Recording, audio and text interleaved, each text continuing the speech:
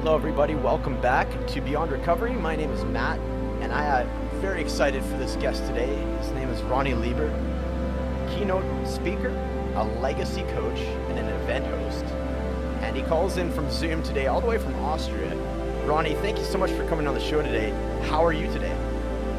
Thank you so much, Matt, for having me. And also thank you, everybody listening. Thank you for sharing this precious time of you with us. And I'm fantastic and ready to rock and roll. Yeah, let's rock and roll. You know, right before we came on, you had a different Zoom background, and I just quickly want to start with that because I have a fascination with the person that you also work with, and it was a Tony Robbins background. Can you shed some light on the work that you have been doing with Mr. Tony Robbins, please?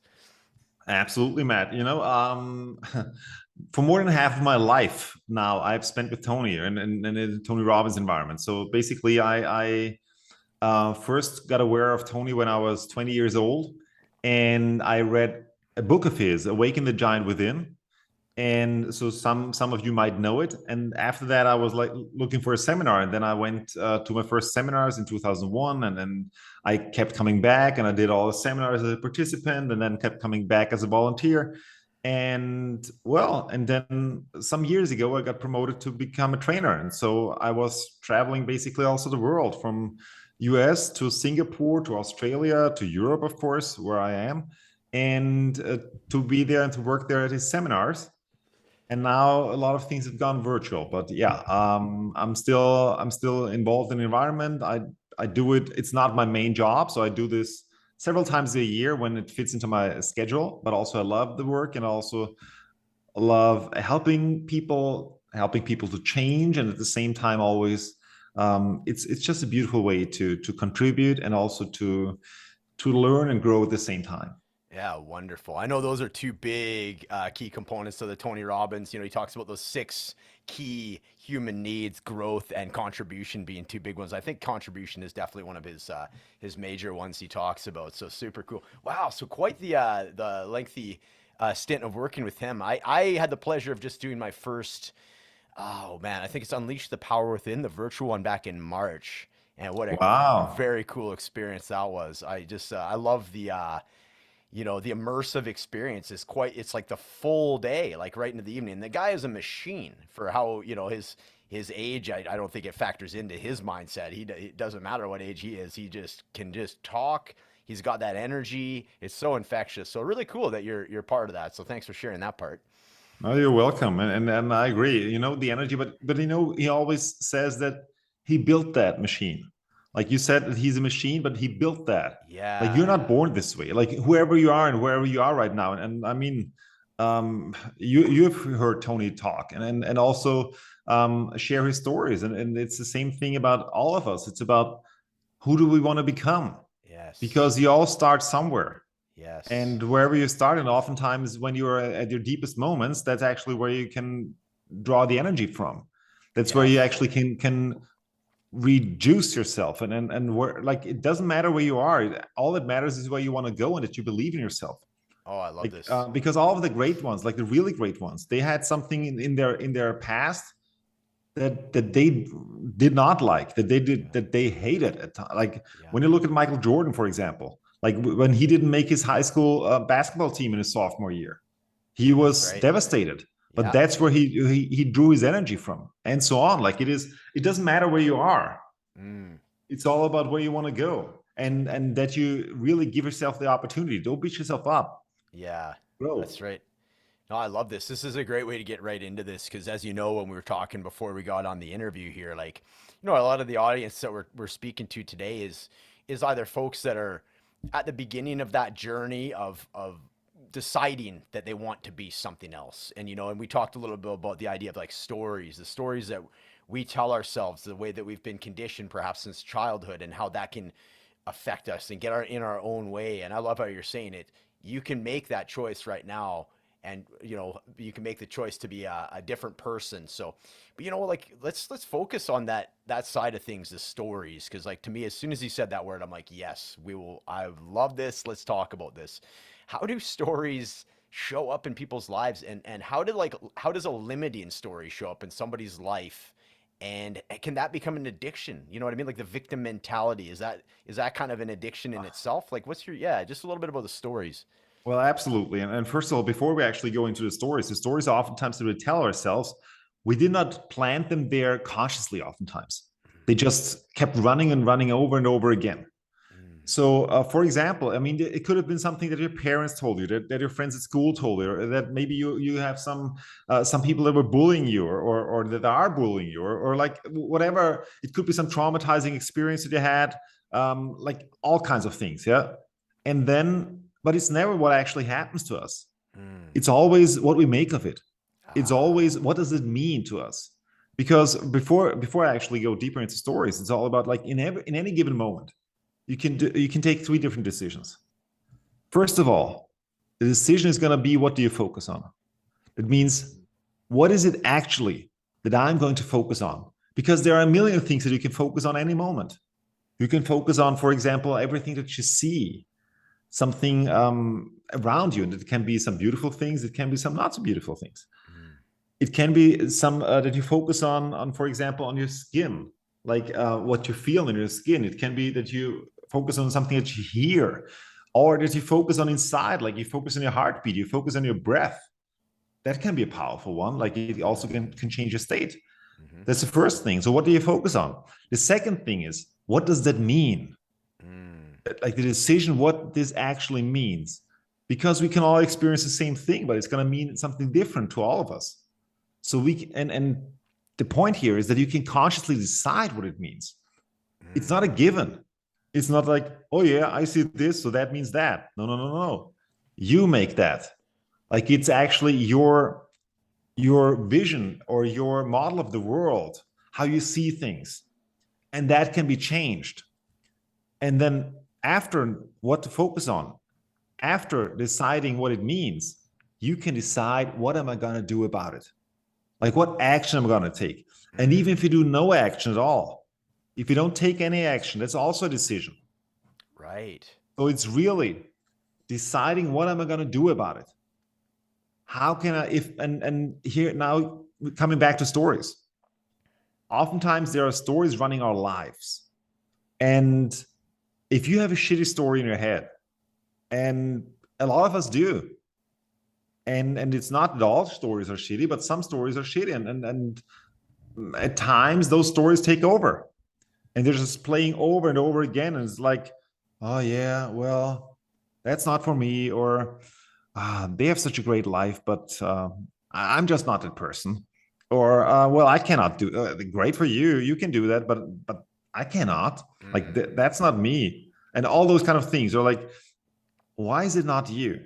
Like this is all a limitation in a way that we're putting on ourselves, and the moment you actually change your story, you change your life mm. because it doesn't make sense to have your life run by a shitty story. You want to have a compelling story, a story that lifts you up, a story where there's actually a compelling future, where there is something to strive forward to, where there's something to go to that actually is driving you where you want to go, Mm, that you want to get to. Because I mean, a shitty story, there is no future. right. Like, come on, like that sucks. Yeah, right, So right. if you're in that place right now, you need to tell yourself enough. Like really, with full confidence and certainty, that's enough. I'm not going to do this anymore. Hmm. This is just a fucking story. Hmm. Am I allowed to say that here? Yeah, yeah, go for it. Yeah, absolutely. Like this is Yeah. this is just bullshit. I'm not. That's not because it's. You need to realize you are not your story. Mm, You're not even your mind. right. You're not because it's just a voice in your head that's telling you something. But that doesn't necessarily mean it's the truth. It doesn't necessarily mean that there is no absolute truth, Yes. because at the end it's all about who you are as a being, Mm, and it's exactly about that, about being. And when you take away the core, when you take away all the judgment, when you take away everything around it, then it's just about being real and being you, the true you, without judgment. Just not beating yourself up, because oftentimes also that goes together with a shitty story. That we beat ourselves up about things as well. Mm-hmm. Like, oh, damn, how can I be so stupid? Yeah. That's not the best question to ask, just as a hint. So also ask yourself, Yeah. what might be a better question to ask myself? Yes. Yeah, I love all this. This is great, great starting point, And speaking of story, I want to circle back to like focus on your story. Like, can you give us a little bit of your background? You've lived quite a accomplished life. I don't imagine it's not without you mentioned earlier, there is this state of disturbed or just like you get, and then a lot of people have leveraged that disturbed energy into this massive change, and they've become this a great leader or a great father or mother or wherever it may be. I'm interested in your story. Did you have a moment like that? And just a little bit about your upbringing. Just yeah, tell us about Ronnie. Well, first of all, I believe that in life there are two things that we need to master. One thing that we need to master is, of course, it's science of achievement. It's really about like how can we achieve, like how can we get success? But now coming back to that, what does success actually mean? And that can only be defined by you, because oftentimes, like in our society, there is a common understanding of, oh, this person is successful, or oh my god, he or she is extremely successful, and that's usually just measured by money. But money necessarily doesn't make you successful. Obviously, when we need to make a living in a way, but at the same time, it's not about like you can be like filthy rich by standards or of what people actually are saying, but still be miserable. Is that a successful life? I don't think so. No. So one thing is about the science of achievement that you really, but that means that there is a science behind achieving something. Like if you want to reach a goal and make sure that it's really your goal. If you want to reach it, then just look at the people that have already gone there, like who has climbed the mountain before you, and then just see what did they use to get on the mountain. Like what shoes did they wear? What clothes did they wear? What guide did they use? What equipment, everything. What weather did they go up there? And so on. So basically, you're taking all of that, and you just model it. The second thing we need to master is the art of fulfillment.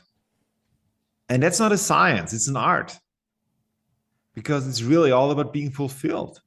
It's about also with whatever you have achieved in your life and wherever you are in your life. It's all about being fulfilled, because that's the point. Like that's life.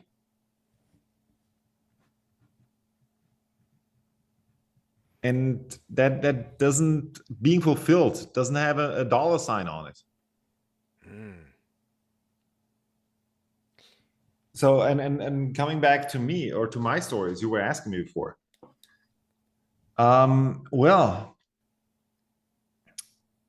first of all, one thing that has been driving me for a long time is I remember when I was growing up, and I actually discovered that on one of Tony's seminars about myself, that I was just a little kid. I was maybe 8 years old, and I remember standing in the living room with my dad. Like he was sitting watching TV, I was standing there, and the news was on, and a politician was talking, and he was saying to me like, "Oh yeah, you're never gonna be a politician because therefore you have to be able to talk." And I was thinking to myself like, I mean, not that I wanted to be a politician, and still, that's none of my interests. But I was thinking to myself like, why not? Like, I mean, who why shouldn't I be able to do that? Like, I mean, I can do anything. At least I wanted to believe that. And so So basically, back then, kind of something triggered inside of me to which then drove me like that. I want to get the most out of my life.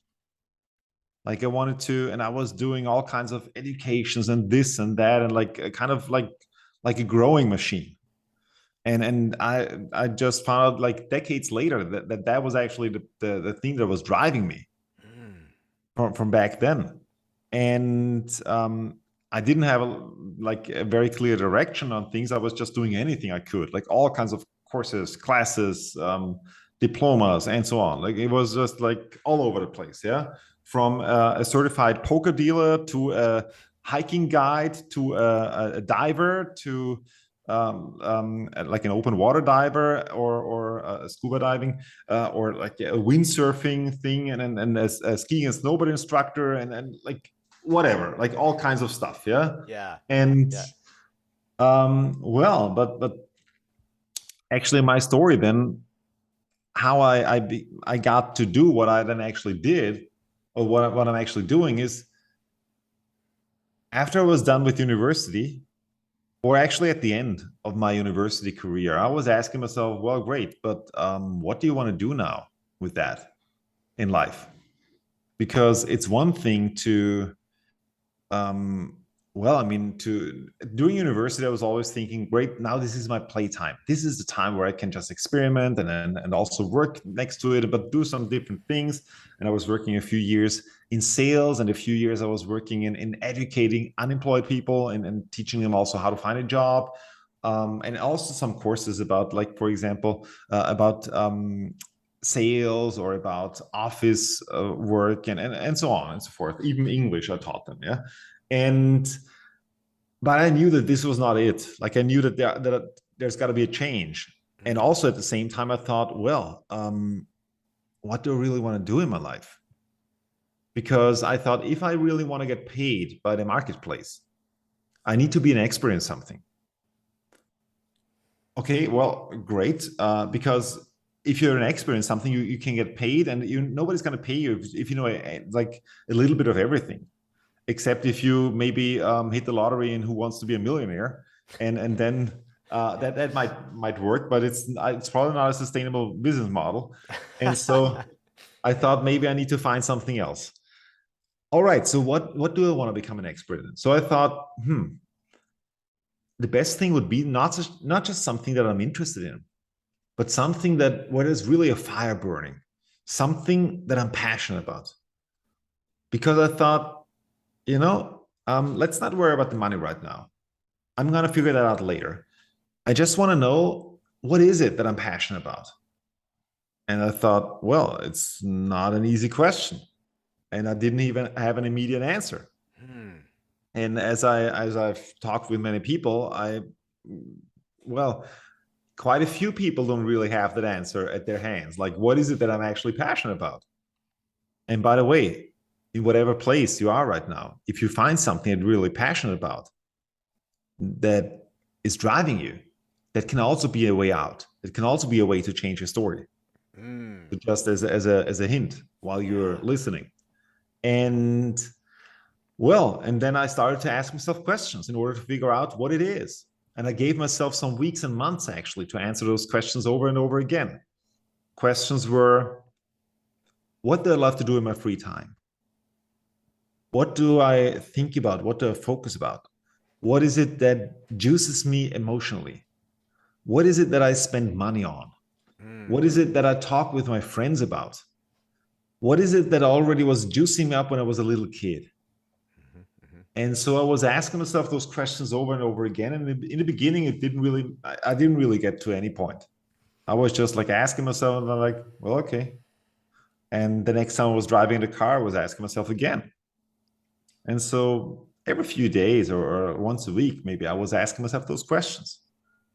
And then at some point, I was coming deeper and deeper, and I always got to the same point, which was, even as a little kid, I was always fascinated by events that bring the whole world together, Mm. like a soccer World Cup, Mhm. like Olympic Games, where you have that impression, or I had that impression as a kid, that the whole world at that time circles around that. Yeah. And And I thought, wow, that's amazing. Or even if you're not into sports, if you love music, when you go to a concert, you're not gonna like if it's a great concert and you love it, you're not thinking about, oh, I need to go to the hairdresser tomorrow, or oh, I gotta write a text message. You're just totally there. You're totally in it. Mm. And I thought, I don't know exactly what it is that I want to work, but I know that this is the environment I want to work in. Like I found my passion, I found my why. And I thought, wow, if I'm able to work in this environment, that's going to be amazing. And so I already, that was like the spark that triggered. And then it was just about figuring out the what. So I gave myself the time and I was still like, all right, what could it be? What could it be that I actually want to do? And so I kept my eyes open. And at the same time, it was in 2008, the from Vienna, we have a local soccer team, a professional soccer team, and they were looking for a host, a stadium host for their youth teams, under 17, under 19 teams. And since I knew some of their coaches from sports university, and they recommended me, and they were asking like, "Hey, you want to do this?"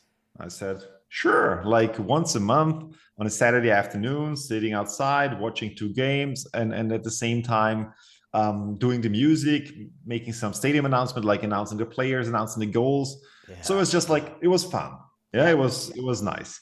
And I mean, I got a little bit of milk money, and the coolest thing was to be invited to the Christmas party and to watch the games, to be able to watch the games with the big guys. Yes. So I thought, okay, awesome.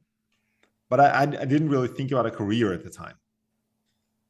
1 year later, on the 25th of June, 2009, it was the day that Michael Jackson died. Mm. Hmm.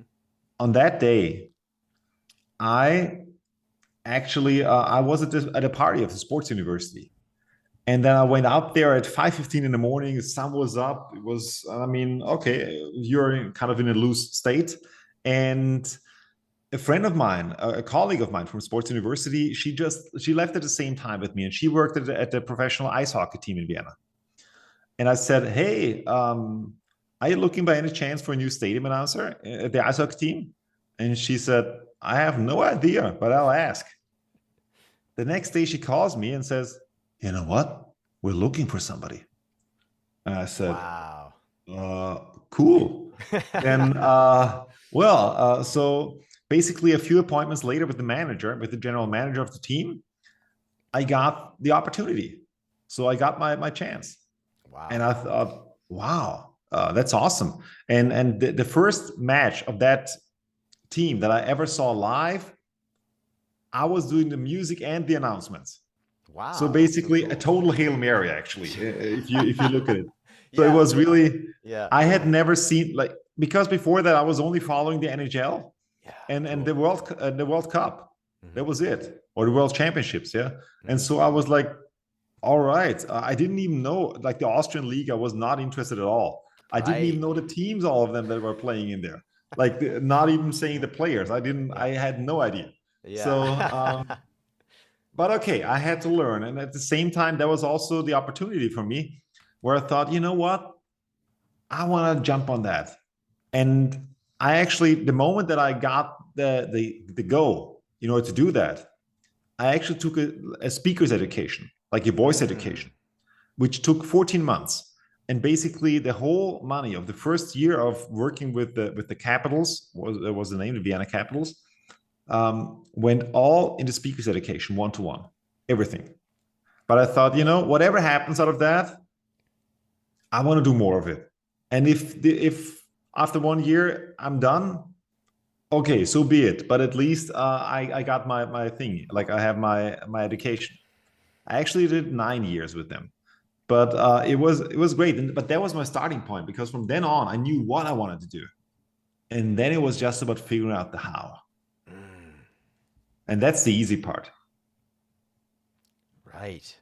The how is like the teachable, right? You can, if you have a growth mindset, how is just a matter of, yes, like, as you mentioned, the science of achievement, essentially. Find a blueprint, find a mentor, find some books, find, like you say, that's the easy part. that's within your control. But like when I'm hearing you say that, was a couple things that jumped out to me. The power of a question, simply going up to that one person and going, "Hey, do you need somebody right now?" And one thing leads to another, to another. Boom! All of a sudden, like that's crazy. What a cool story. And then the power of saying yes, because you could have easily gone, "Whoa, I wasn't expecting you to say yes. We are looking. I'm not ready for that." Right? Again, that story, you could have been a limiting story. I'm not confident on my abilities yet. Let me come back to you in a year. But you said yes. You asked the question, and then you went to work. So it's almost like what is the old phrase? Like the target finds the arrow, or shoot then aim, or something along those lines. Anyways, you get what I mean. And it's a little bit of Yeah. that. So I love Ready, that. shoot, aim, or something. That's Yeah. it. Yeah, yeah, exactly. So yeah, But you know, some as you were saying this, I just had a thought about yeah, this yeah, because when you would be saying to yourself, "Oh no, I'm not ready for that," right. what is it that you're really saying? I think Because it's oftentimes what you're really saying is, I believe in, and maybe you have a different opinion about that. I believe it's, I don't dare to fail. yeah, sure. That would be underneath the I'm not ready for it, would be the I'm afraid to fail. Yeah. Exactly. Because what happens if I fail?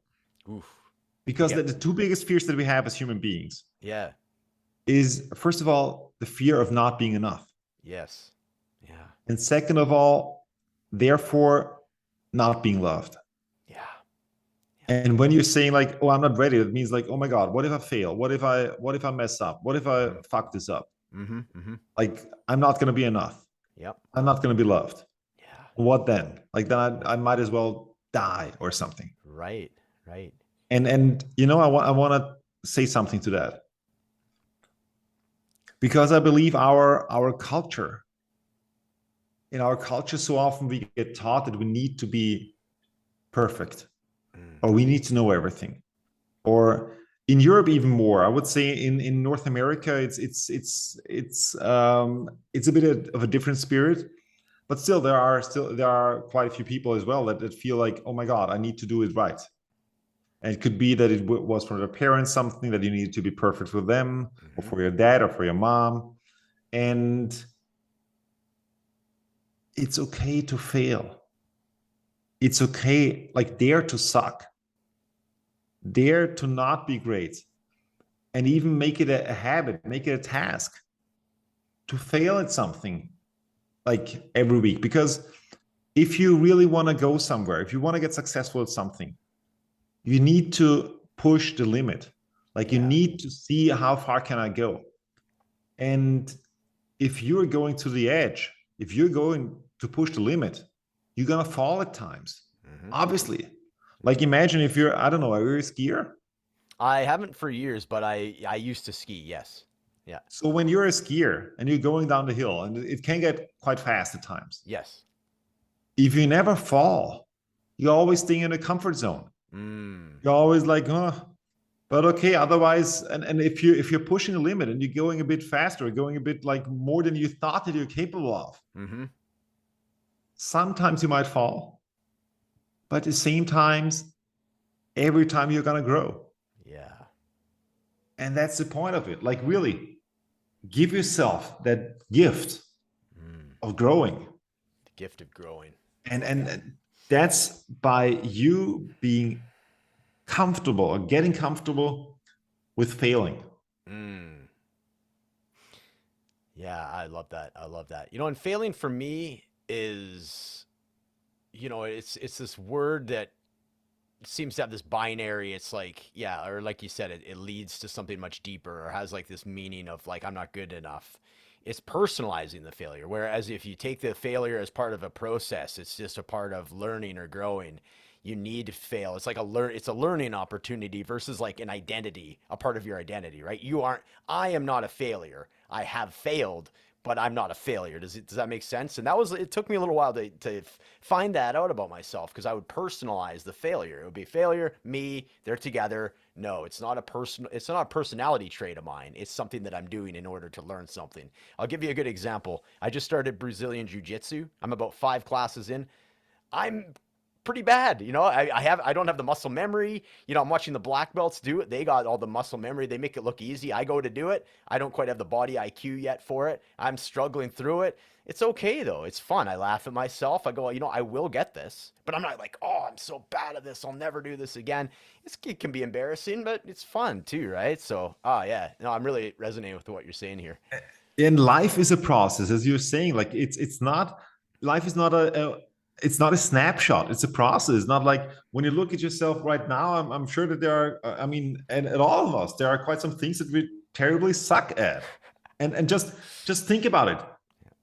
All of us, when we were little kids, or most of us, and our parents, like let's say after some months or a year around that time when you start to walk, and your parents, do you have kids?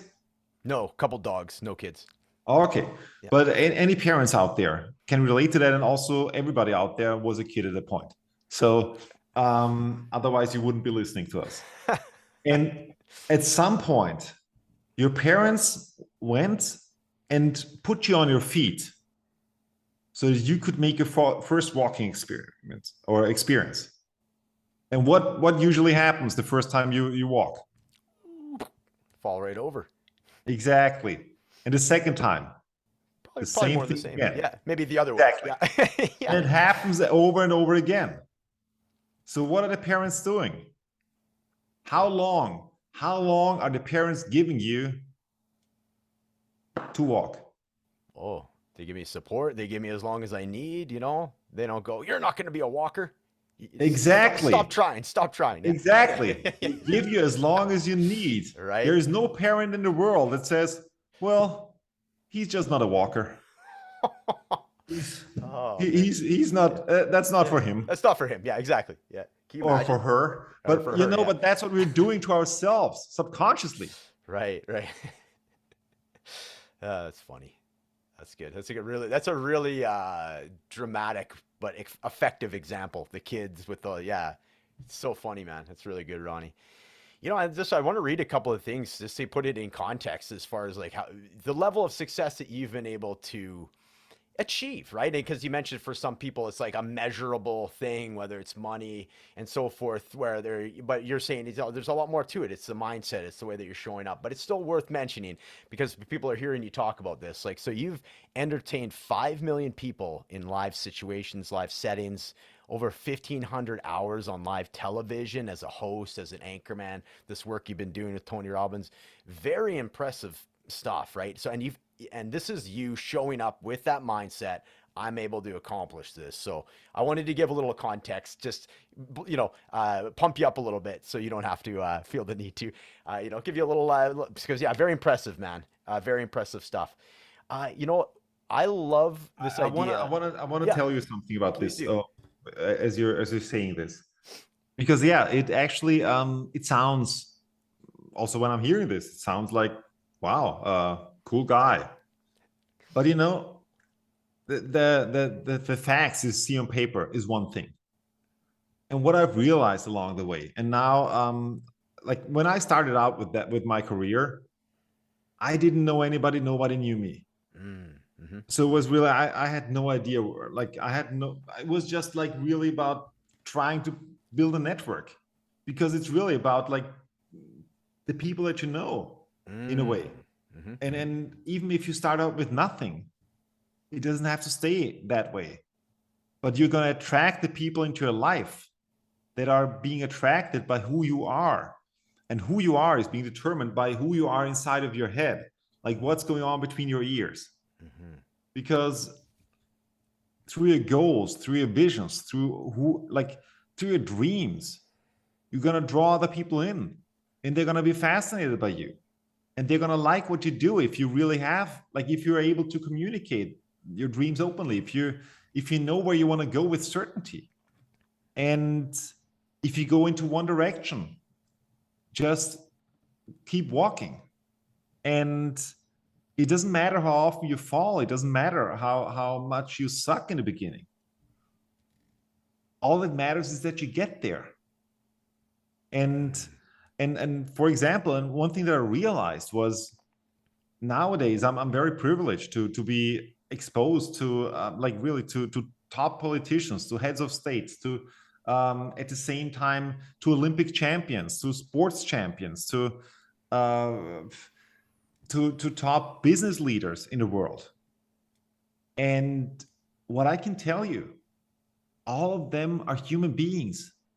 And no matter how successful they might seem in the outside, there's still this human aspect going on. Think about Tom Brady right now. Tom Brady, I was lucky and fortunate to meet Tom Brady in 2013 and have a conversation with him about how to create a comeback, which is also maybe something that we might want to dive into a little bit later, because maybe some of you are right now thinking about your own comeback. Yeah. And 100%. but think about it, like as successful and as incredible his merits are that he has achieved on a football field, which are just unmatched. It's just incredible what he has done, and the longevity, and so on and so forth. Yeah. And still, he's going through something right now with his still wife that nobody wants to go through. Nobody. And it doesn't matter if you have no money at all, or if you're the richest man in the world or person. Doesn't matter. That still hurts. Right. Yeah. The Brady story is so impressive too, because it is a lot of what we've been talking about. He got drafted, whatever it was, 32nd round. Like, he wasn't a first round draft pick, right? And It was number 199 in the well, sixth okay, round. not even close. Even way worse than I thought. Okay, 199. So that's, yeah, that's crazy. I love this, the term comeback too, right? Like, the phrase is the comeback is better than the setback, and that does. I'm sure it resonates with some of the listeners, right? A journey through an addiction or of any kind, and coming out the other side feels like a comeback, because for me there was a distinct dip in everything, my energy, my life, my self-perception, and then to bounce back very much felt like that comeback. So I love that idea. So we could spend a little bit of time on that. I definitely have a couple other avenues I'd love to take it as well, while I still have you here for and be respectful of your time as well. Yeah, let's do that. As soon as you said comeback, I wrote it down. So what can you say about that? Because I think this is going to really resonate with the listeners, as I mentioned. All right, sure. And yes, because like really, what's the greatest story in history? It's a story of a comeback. Totally. Like when we go to a movie, and what's the greatest movies? It's a movie about a comeback. Like, for example, one of my all-time favorites, let's say Gladiator. Yeah. Have you seen Gladiator? Yeah, of course. Yeah. It's the ultimate comeback. Yeah. It's like the general that became a slave, the slave Yeah. that became a gladiator, the Yeah. gladiator that then challenged the emperor. Yeah. And in the end, well, I mean, probably most of you have seen it, not to spoil it, but Right. obviously he won. Yeah. And Yeah. I mean, so it's and this comeback story, this desire to create a comeback is inside of all of us. And when I met Tom Brady in 2013 in Houston, Texas, it was right after a game of the Patriots playing in Houston. So it was actually after the press conference. And that was exactly 1 week after they, at that time, created the biggest comeback in New England Patriots history. Okay. Which was the week before, in December 2013, a home game, the Patriots facing Peyton Manning and the Denver Broncos. And I don't know if you're watching football, but I'm guessing Peyton Manning probably also says something to you. Oh, yeah. Or many of our listeners, I guess. 100%. And well, at halftime at that match, the Patriots were down 24-0. Yes, I remember. And even if you're not from football, that's a lot. 24-0. And well, and you had one of the all-time great quarterbacks on the other side with Peyton Manning. And I asked Tom, I mean, really, 24-0 against Peyton Manning. What are you talking about in the locker room? Like, what are you thinking? What is that? what's the mindset that you need in order to come back out there and to be able to turn this thing around? And he said, it's two things. First of all, you're thinking about the moments you have achieved together as a team. You think back, what is it that you have achieved in the past that you did not think was possible? That you did not think that this was something that was actually you could achieve, but you still did. And so you pull yourself up with that. So you're thinking about something in the past where you're like, oh, I really did that, or we did that. And second of all, once you go out there, and of course you need to believe, once you go out there, you take every single play at a time. Just play by play. You're not focused 2 plays ahead, 3 plays ahead, 4 plays ahead. No, you're only focused on the very next play. That's what you're focused on. 1 play at a time. And then you build momentum. You slowly start building momentum. 1 play at a time. And it works, fantastic. You do the next play. It doesn't work, it doesn't matter. You do the next play. But you keep building. You keep building on your successes. And that's how, through momentum, through actually building your successes, through building your belief, that's how you create the comeback. And that's how they went from 24-0 down. They went into overtime and won it. Yeah. And the same thing, or even a bigger comeback, happened a few years later at the Super Bowl against Atlanta. That's right. Yeah. Yeah, crazy. And I'm sure using the same, same few things, right? Yeah. Exactly. The evidence, looking back for evidence. And then, go one play at a time. One thing that's coming out to me right now is you got that poster behind you. It just says the word now. I think there's a few other ones, but just now. Staying present, right? Staying present. Exactly. Yeah, I love that. It's like above it is yesterday, and it's with a line through it, and also below it is tomorrow, also like crossed out. Yeah. Just now. Now. Oh, is that okay? I love it. That's so cool. And it's man, thanks for sharing that story. That is what great insight. And honestly, it's like it's pretty simple, isn't it? It's like oh yeah, like okay, so get in the mindset. I've done this before. There's evidence to prove it. So it changes your physiology, the way you're showing up, and then play by play, just 1 play at a time.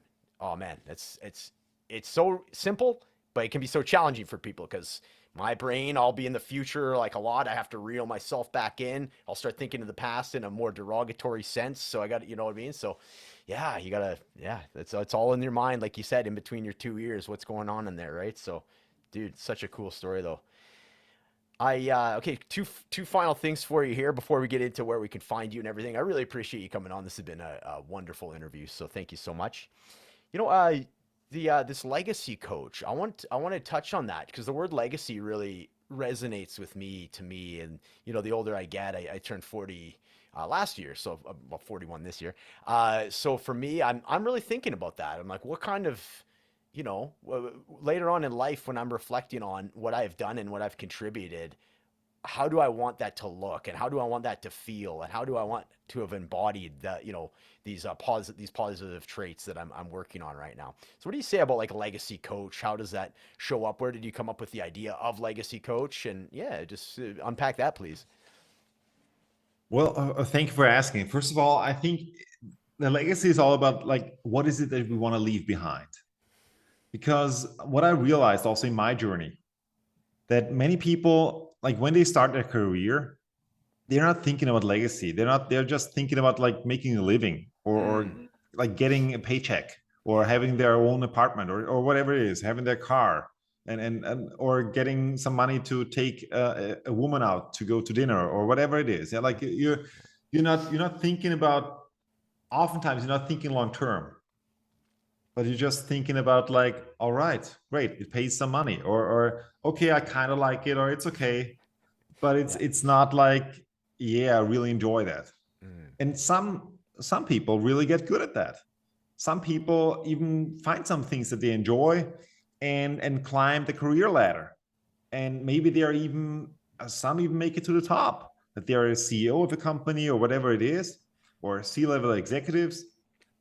And still, that does not mean that they are fulfilled by that. Mm. Like they might be really great at it, but there might come a point where it's like, what do you really want to leave behind?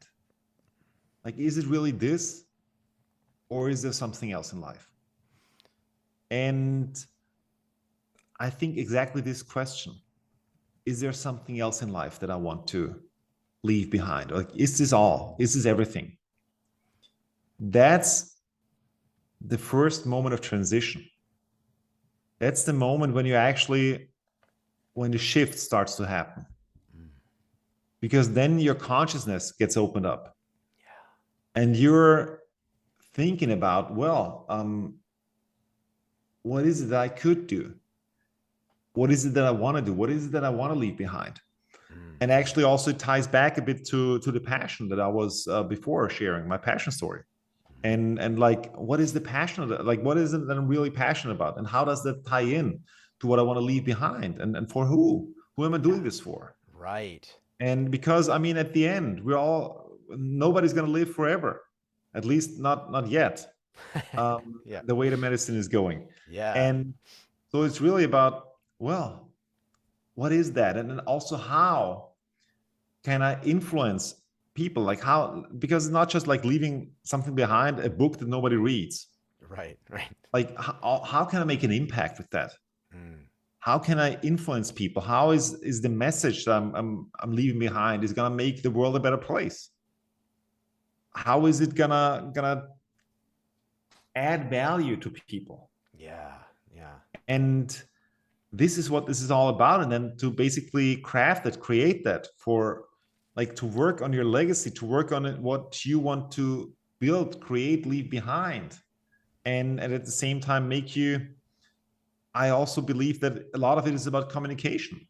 It Mm. starts with the communication inside yourself, and then of course it also ripples out to how you communicate with people you're close with, and then basically with the rest of the world. Yeah. And that's a whole other subject, the communication piece, and we have touched on it. It's like it's how you're communicating to yourself. Are you, like you mentioned before, if you have a mistake, do you then dogpile on yourself going, you idiot, you're never going to get this? Or do you go, okay, do you focus on the solution? Do you get yourself up and get going again, right? And then that bleeds into the way that you communicate with perhaps your family members, right? If you have children, then are you communicating that same way to them? Are you derogatory towards them, right? And then like the way that you're saying that you show up in, yeah. So the communicator, I'm hearing from you this, the way that you've been talking here today. There's like clarity of the way that you're communicating, and certainty. Like there has to be a belief in what you're saying, belief in this, in the words and such. But yeah, I guess if you could sum it up, like how would you say, what's the importance of being a good communicator? How does that show up for you? Well, first of all, clarity. Clarity is power. And that means also being clear to yourself. Mm. Yeah. Being clear to yourself first, and then also to your audience. Mm. Talking about that, you need to have an outcome if you're communicating.